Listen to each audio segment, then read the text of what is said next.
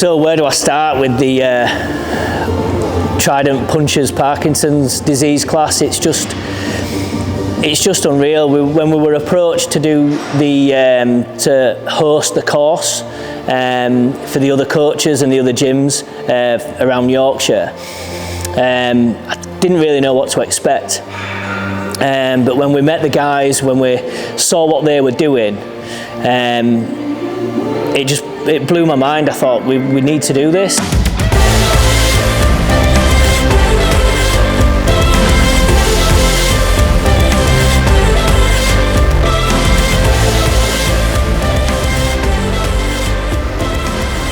Hi, my name is Chris Walsh from Trident Boxing.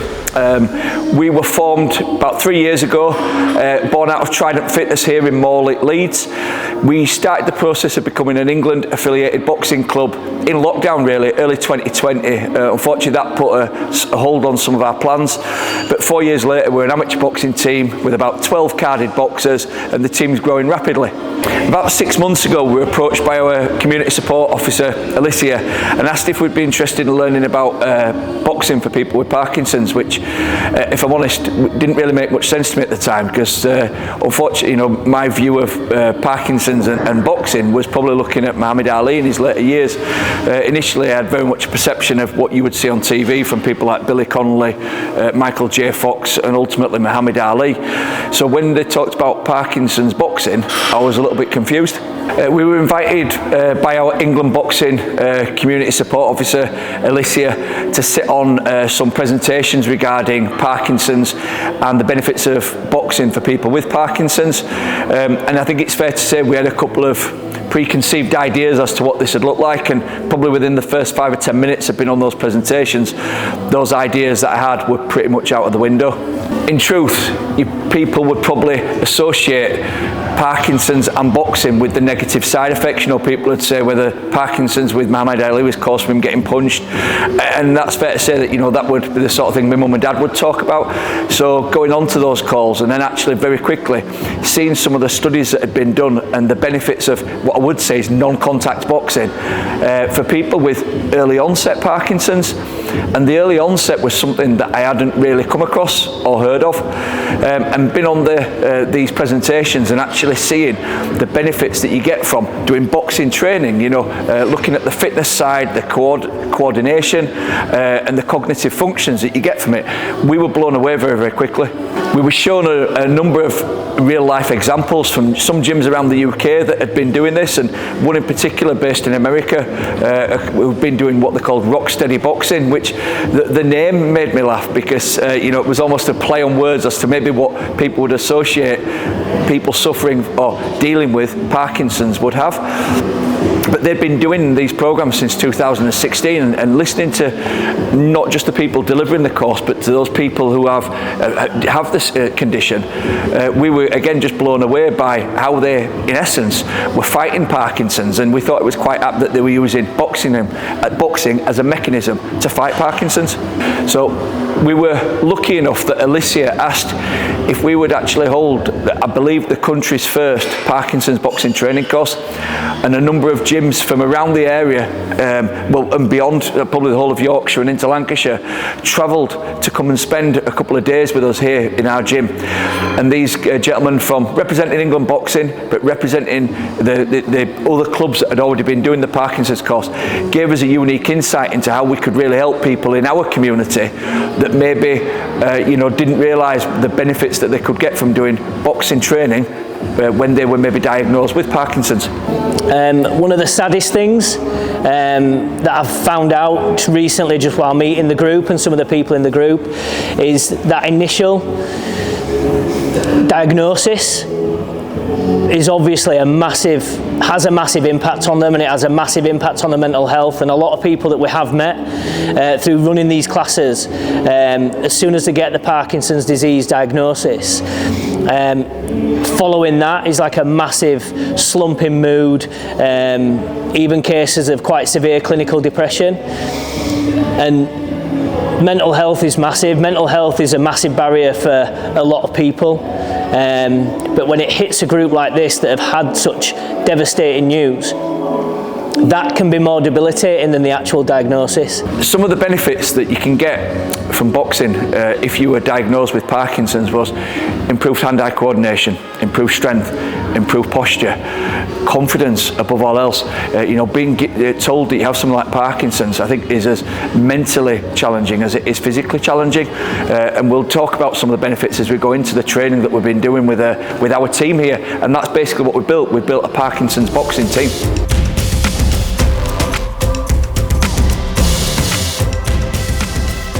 Hi, my name's Neil. I've been coming to Trident for probably 5 or 6 months now. I really enjoy it because it's a really safe environment. I stopped going to the gym before I got diagnosed with Parkinson's, and this place has really built my confidence back up. I really enjoy the team that do the sessions. It's really enthusiastic, and as I say, it just feels a really good environment to exercise in for people who are not quite as body confident as they might have been before they got diagnosed. So yeah, I'd really recommend it to anyone who wants to give boxing and exercise a go. Yeah, come down and give it a go.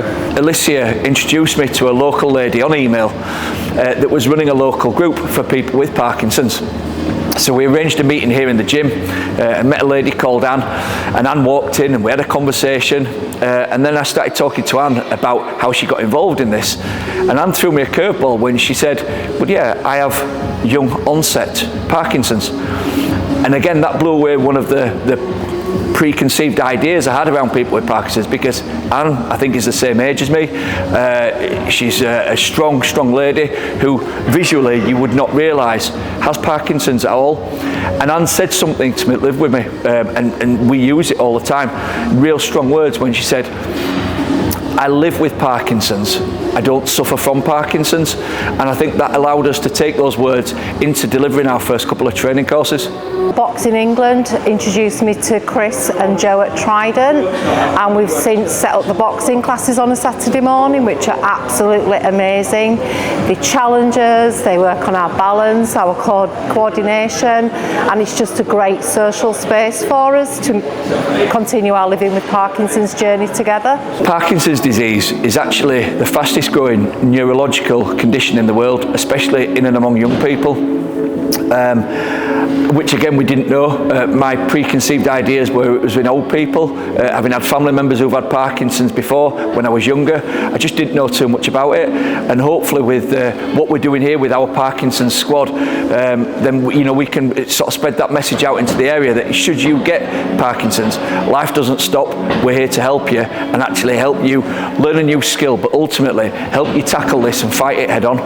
On our training course, we were introduced to a gentleman who I can only describe as both crazy and inspirational, a guy called Richard Longthorpe, who was a farmer out near Hull, and he'd been using St Paul's gym out in Hull to train himself and tackle what I can only say just decided to tackle Parkinson's head on by keeping himself physically strong, physically able, and mentally challenging himself. And this guy had decided for a month with Parkinson's to do 1,000 press-ups a day and raised over £20,000, which was basically paying for the training courses that we held here, that allowed us to go out, I believe, into 12 other gyms in the area. So taking Richard's mentality from that training course and then delivering it into our sessions, we realised we had a job to do and we had a part to play to help our people in our community. The course that we did was both informative and enlightening, and meeting people like Richard, very quickly we realised people with Parkinson's, they don't want to be wrapped in cotton wool. They want to train like everyone else and actually have more of a reason to train, because they're fighting to keep Parkinson's at bay and to make sure that they're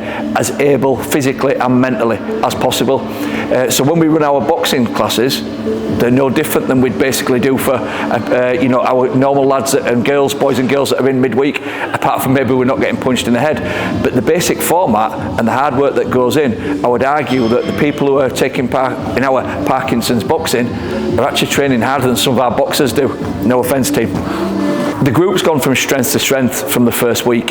When I've got to say, I think that as coaches, we were more nervous than what the participants were. The first couple of weeks, we were all getting to know each other, how Parkinson's affected individuals. But what we saw was there was just this massive can-do attitude from the team, that they didn't care. They'd tackle everything, they'd give it their all, and very quickly we started to build confidence. I think both ourselves in the team and the people who are attending, but I think from those people that didn't know us and actually starting to realise it feels good sometimes to punch something, it feels good to have a goal, and it feels good to let out some of that anger and energy that you've maybe built up through the week, which is exactly the same as what had happened in our normal boxing sessions.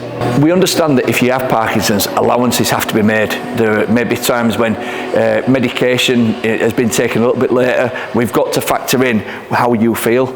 But ultimately nobody's forced into doing anything, and if you can't do one particular part of the session, what we'll do is we'll change it into something else. So it's important that, that you can know that you can come and join and not feel under pressure in any way at all.